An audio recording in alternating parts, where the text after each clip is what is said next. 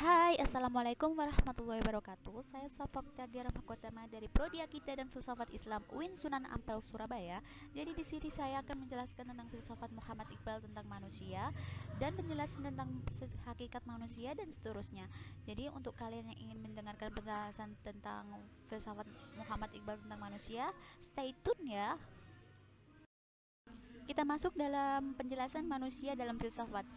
Jadi manusia dalam filsafat itu sendiri, secara bahasa manusia berasal dari kata manu yang artinya Sanskerta, mens artinya Latin yang berarti berpikir, berakal budi, atau dalam buka kurung mampu menguasai makhluk lainnya. Secara istilah, manusia dapat diartikan sebagai konsep atau sebuah fakta, sebuah gagasan atau realitas, sebuah kelompok atau genus, maupun individu. Secara biologis, manusia juga diklasifikasikan sebagai Homo species, yaitu sebuah spesies primata dari golongan mamalia yang dilengkapi otak kemampuan yang tinggi. Manusia sendiri adalah makhluk Tuhan yang tersusun atas kesatuan harmonik jiwa, raga, dan eksis. Sebagai individu yang bermasyarakat, manusia juga lahir sebagai keadaan yang misterius. Entah seperti apa ya. Kemudian manusia itu muncul juga berbagai pertanyaan tentang siapa sih diri manusia sendiri itu, hakikat manusia itu sendiri seperti apa, dan seterusnya. Untuk mencari keberadaan jawaban pertanyaan itu muncul dari sebuah mitos, ilmu filsafat, dan agama. Pada kenyataannya, sejarahnya terdapat banyak jawaban atas pertanyaan dasar manusia tersebut. Harus diakui juga bahwa kumpulan jumlah pemikiran ilmiah dan dasar filosofis atas pertanyaan dasar fundamental manusia selama ini. Jadi telah memberikan banyak kemajuan dalam membangun keberadaan. Pada box yang ketiga kita memasuki tentang pemikiran Muhammad Iqbal.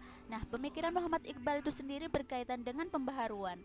Muhammad Iqbal juga berpendapat bahwa kemunduran Islam selama 500 tahun terakhir disebabkan oleh kelumpuhan dalam pemikiran. Hukum dalam Islam telah sampai pada keadaan statis, sebab lain terletak pada pengaruh zuhud yang terdapat dalam ajaran tasyawuf, di mana perhatian harus dipusatkan kepada Tuhan dan apa yang dibalik alam. Hukum alam Islam sebenarnya tidak mati, tetapi dapat berkembang sesuai dengan perkembangan zaman. Dan disinilah pemikiran Muhammad Iqbal tentang pembaharuan filsafat Islam itu tersendiri. Dari sini ada beberapa fakta menarik tentang karya-karya Muhammad Iqbal. Yang pertama adalah Astari Khudi, yang kedua adalah Rumus Ibn Khudi, yang ketiga adalah Dayam Ilmu Syirik, yang keempat adalah Bang Indaro, dan yang kelima adalah Zabur Ajam, dan yang keenam yang terakhir Musyafir. Sebenarnya banyak sih tentang fakta menarik tentang sebuah karya-karya filsafat Muhammad Iqbal, tapi yang saya rumuskan di sini adalah beberapa karya-karya Muhammad Iqbal ya. Untuk penjelasannya kalian bisa cek di Google. Nah, kalau di sini pendapat manusia dalam filsafat Muhammad Iqbal itu sendiri adalah pada pemikirannya yang mengenai manusia. Terlebih lagi Muhammad Iqbal ini mengaitkan dengan filsafat eksistensialisme, di mana manusia tidak terpaku dengan gagasan mengenai gambar tunggal mengenai realitas kehidupan manusia sekarang ini. Sebab eksistensi manusia terus bergerak dan berkembang serta masih dalam proses menjadi. Nah, Muhammad Iqbal ini sendiri juga memulai pemikiran eksistensialismenya dengan menunjukkan sikap ketidaksetujuan pada pemikiran-pemikiran yang mengajarkan bahwa eksistensi ada pada dimengerti sama dengan konsep-konsep tentang ada. Nah, dalam hal ini Muhammad Iqbal juga menggulirkan ontologi barunya, yaitu bahwa ada selalu bernilai kendirian, keunikan, atau terumuskan dalam kehidupan yang bisa diartikan sebagai being is a good heart, atau manusia ini adalah aktor. Dan salah satu pemikiran Muhammad Iqbal adalah manusia ideal. Nah, manusia ideal menurut Iqbal sendiri itu seperti apa? Eh, Bisa disebutkan dalam hudi atau ego. Nah, berawal dari pandangan manusia yang selalu mencari sesuatu di luar dirinya, sehingga memungkinkan manusia untuk melakukan sebuah proses perjalanan panjang dalam mengenai sebuah impian hidup yang sempurna. Karena semua manusia mempunyai keinginan membangun hidupnya untuk lebih baik lagi dari sebelumnya. sehingga perlu proses kesadaran diri yang timbul pada dalam diri sendiri manusia sebagai makhluk di muka bumi ini dalam mencapai kesempurnaan. Maka dari itu, muncullah manusia ideal. Manusia ideal itu sendiri adalah gambaran dari sebuah bentuk esensial manusia yang paling fundamental, yang tiap manusia mempunyai pandangan ideal dalam mengapresiasikan sosok manusia yang sempurna. Nah, seperti itulah gambaran manusia ideal menurut Muhammad Iqbal. Di sini dijelaskan juga manusia ideal menurut Muhammad Iqbal adalah khalifah menurut dia, Tuhan di muka bumi.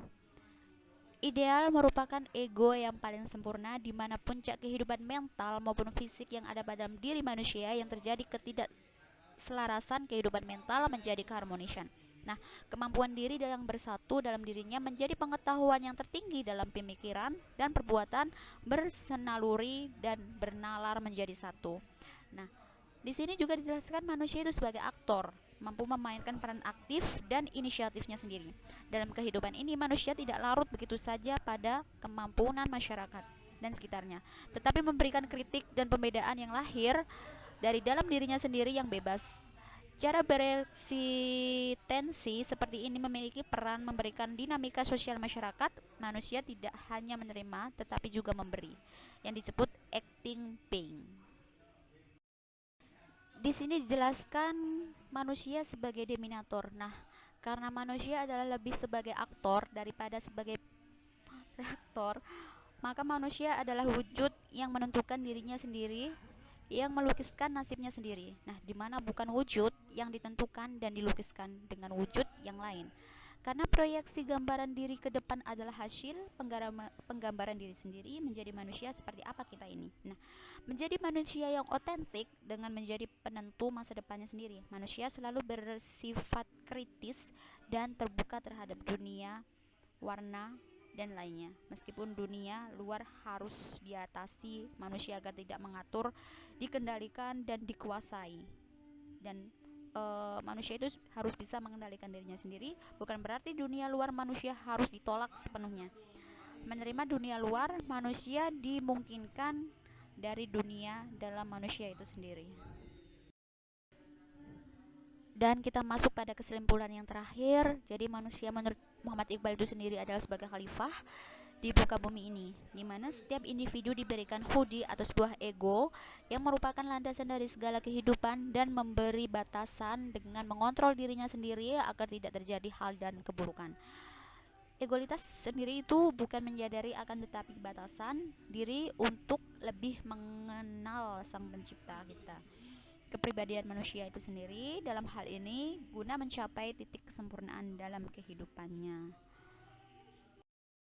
Dan kita masuk pada slide yang terakhir tentang kesimpulan tentang Muhammad Iqbal. Dengan kesempurnaannya, manusia harus memiliki kesadaran sendiri guna menunjukkan bahwa dirinya adalah yang berharga di muka bumi ini. Dengan kesadarannya sendiri, manusia itu bisa bebas untuk melakukan sesuatu dengan melakukan hal yang baik. Di samping itu, manusia harus memiliki kebebasan dan tanggung jawab tersendiri terhadap kehidupan guna mewujudkan sifat yang terbaik untuk muka bumi ini atau masyarakat. Dan itu saja penjelasan tentang filsafat manusia tentang Muhammad Iqbal. Kurang lebihnya saya mohon maaf. Assalamualaikum warahmatullahi wabarakatuh.